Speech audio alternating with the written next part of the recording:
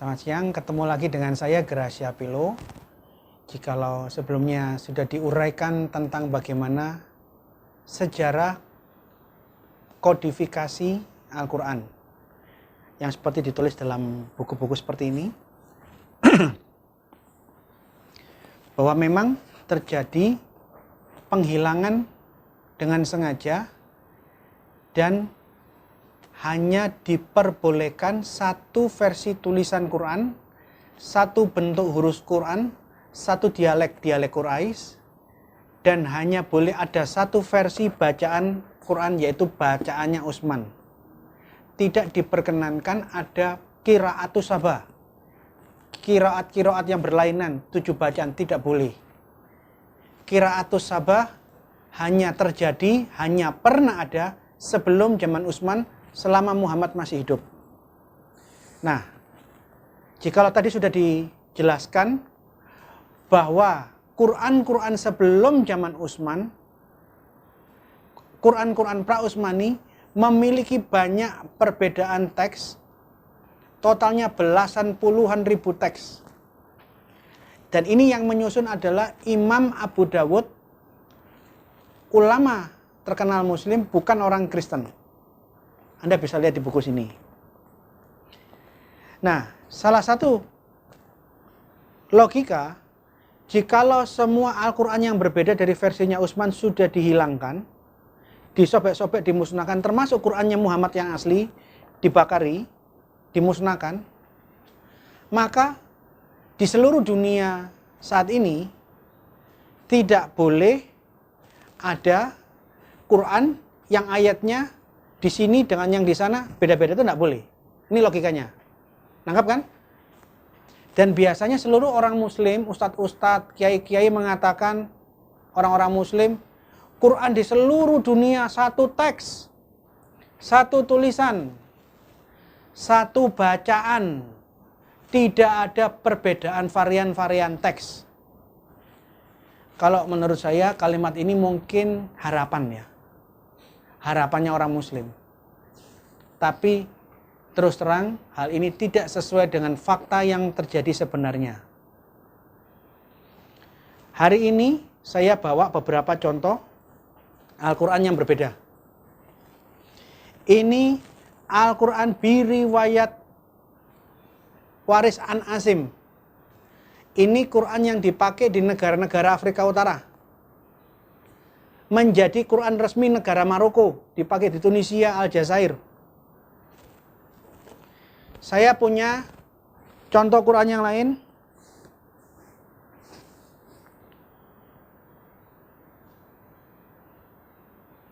Ini Al-Quran yang utamanya adalah riwayat Hafiz, tapi di bawahnya ada tulisan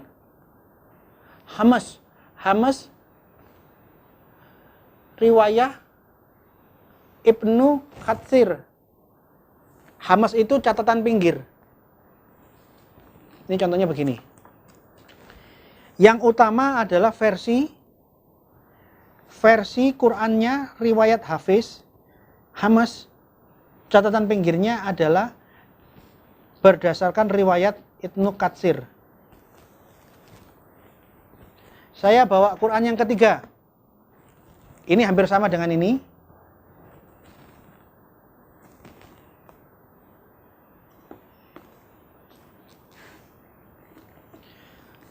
Quran utamanya Quran Hafiz, tapi dengan catatan pinggir perbedaan-perbedaannya dengan bacaannya As-Susi. Baca As-Susi. Saya bawa Quran keempat.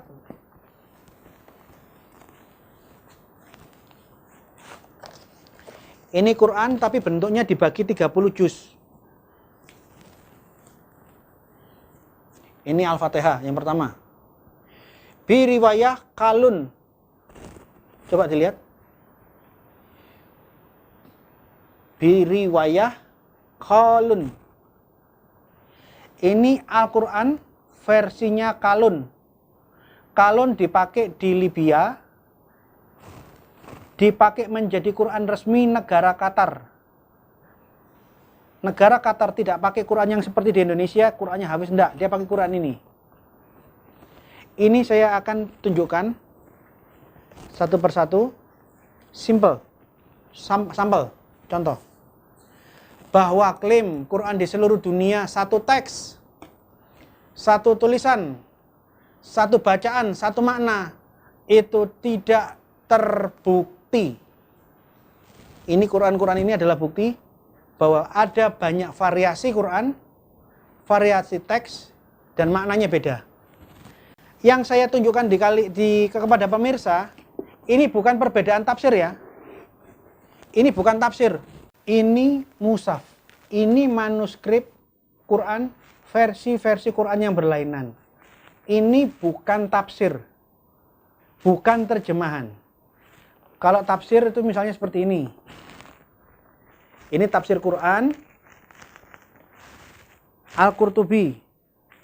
Ini tafsir Quran, tafsirannya Jalalain. Jalalain itu ada dua orang yang bernama Jalal, namanya dibilang Jalalain. Dan ini bukan terjemahan. Itu bukan terjemahan, bukan tafsir. Ini mushaf. Nah, sekarang kita lihat. Sejak Utsman memberlakukan satu tulisan, satu bacaan, Quran disalin dari generasi ke generasi. Sekarang, Quran-Quran itu menyebar di seluruh dunia. Faktanya, Quran yang disalin dari Utsman di negara yang satu dengan Quran yang disalin-salin sampai ke negara yang lain memiliki perbedaan-perbedaan teks. Yuk kita periksa. Sekarang kita lihat Quran waris dari negara Maroko. Mari kita lihat perbandingannya dengan Quran Hafiz. Di semua Android kita bisa lihat Quran Hafiz. Ayo buka surah Al-Baqarah, surah kedua, ayat 85.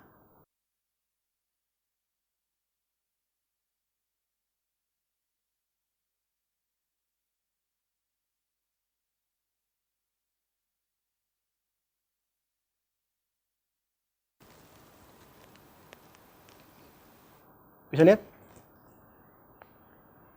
Bigofilin ama, ini tuh, tak malun, titik duanya di atas ya. Tak malun yang engkau kerjakan. Sekarang kita lihat versi Maroko.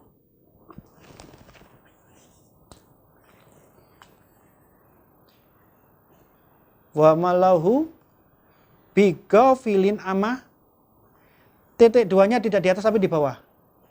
Ya malun. Di sini yang dipakai di Indonesia tak malun. Dari yang kalian, engkau, you, kerjakan. Versi Maroko, bigofilin ama ya malun. Yang mereka. Di sini kalian kerjakan. Di Quran Maroko bukan you tapi they dan. Sekarang pertanyaannya, katanya hafal sampai titik koma. Hanya ada satu tulisan, satu bacaan, satu teks. Kenapa ada perbedaan seperti ini? Bukankah perbedaan-perbedaan bacaan sudah dimusnahkan, sudah dihabisi, dihilangkan oleh Utsman bin Affan? Tidak boleh ada banyak bacaan. Nah, faktanya, negara-negara Afrika Utara kalau baca Al-Baqarah 85, membacanya ya malun, mereka. Kenapa Indonesia membacanya tak malun? Bukan mereka tapi you. Ini bukti bahwa daya ingat salinan-salinan dari zamannya Utsman begitu disalin dari generasi ke generasi di bagian sana. Rasam Utsman disalin-salin sampai ke generasi bagian sini tidak sama. Daya ingatnya beda. Yang satu mengingat kalian, yang satu mengingatnya kamu. Sekarang kita lihat perbedaan kedua. Sekarang kita lihat di surah Al-Ahzab. Surat 33 surah Al-Ahzab nomor 68. Saya bacakan yang versi Hafiz ya. Rabbana aitihim difa'ini minal abzabi wal anhum la'nan kabirun. Kabir, besar. La'nan kabirun. Di sini menggunakan kata kabir, besar. Ya Tuhan kami, timpakanlah kepada mereka azab 2 kali lipat dan kutuklah mereka dengan kutukan yang besar. Sekarang kita lihat apa yang ditulis, apa yang ada di dalam Al-Quran versi Maroko. Katsirun, katsir. Ini bukan ba tapi za. Bukan besar, bukan big, tapi many. Tahu bedanya? Saya punya rumah besar dengan saya punya rumah banyak. Tahu bedanya? Ini mengatakan kutukan yang besar, big, kabir. Quran Maroko menulisnya apa? Bukan besar, tapi kutukan yang banyak berkali-kali, katsir. Katanya hafal. Katanya hafal sampai titik koma. Salah baca ketahuan katanya. Nah faktanya. Ini fakta. Jadi yang disampaikan di pengajian-pengajian di mana-mana itu mungkin harapan.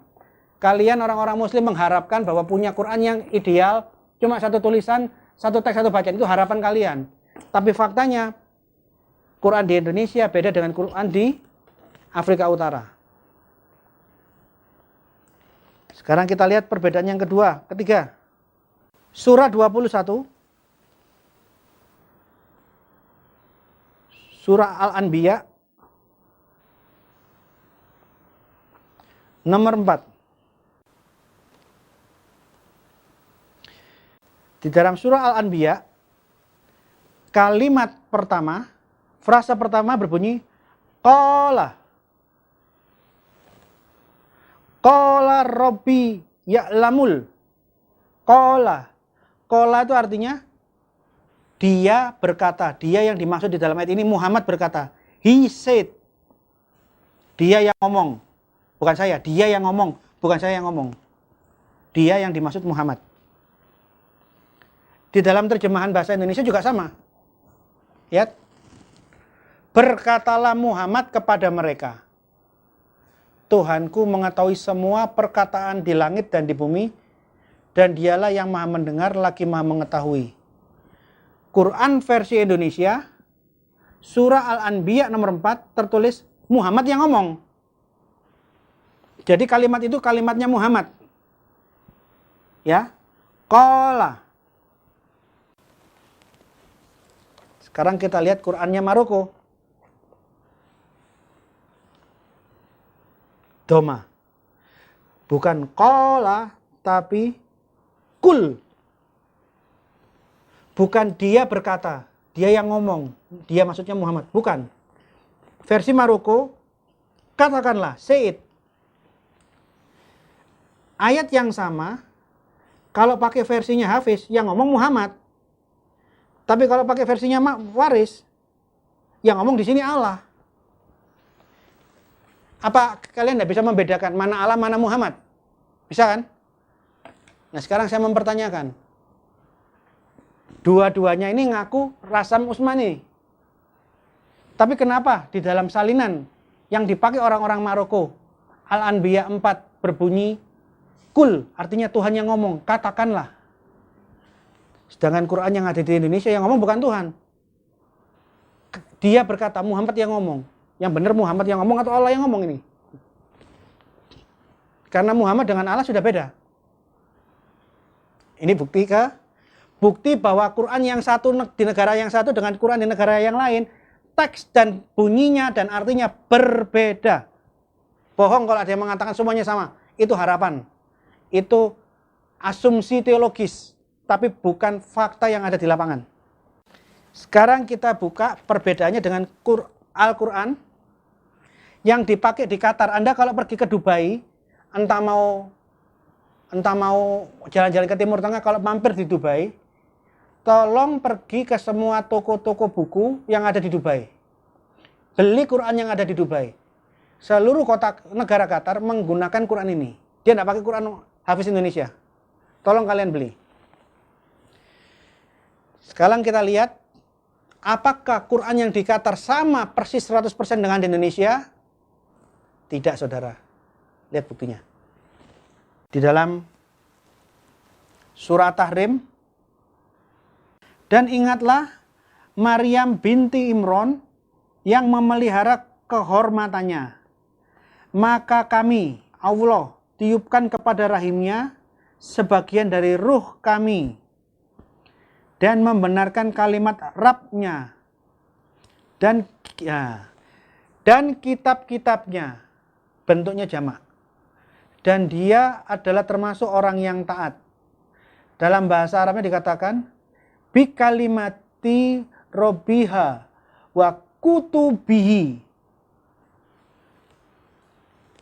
wa shadaqat bi kalimati robbiha wa kutubihi. Kutubihi bentuknya jamak, kitab-kitabnya.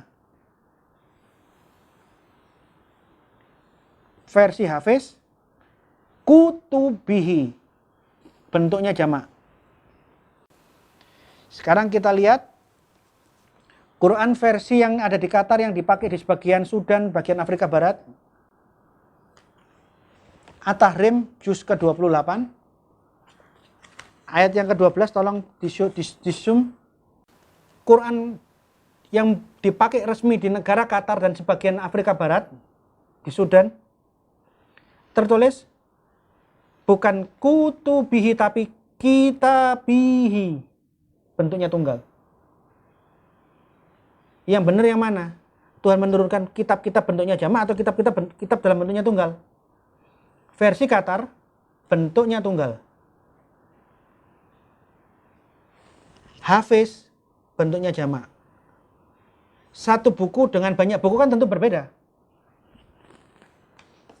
Sekarang pertanyaannya, katanya hafal titik koma, katanya hafal sampai bunyinya sehingga tidak ada perbedaan bunyi, tidak ada perbedaan bacaan karena dihafal di pikiran sampai titik koma.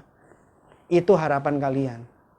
Faktanya Quran yang dipakai di Sudan, di Qatar, surah At-Tahrim nomor 12.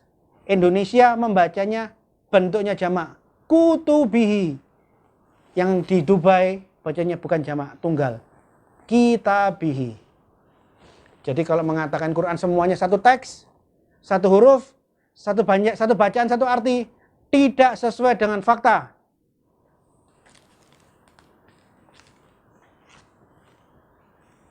Itu asumsi, itu dugaan. Contoh lagi ya.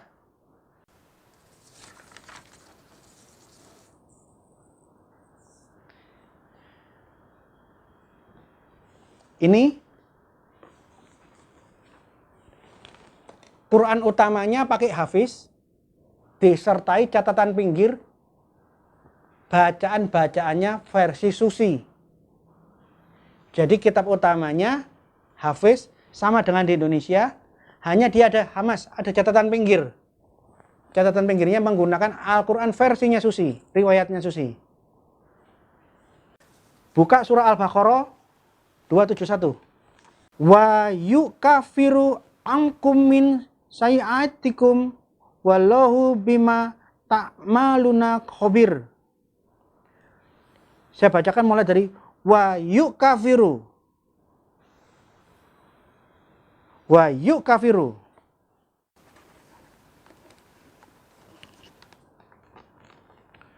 Wa yukafiru. Dan dia akan menghapuskan. Dia akan menghapuskan.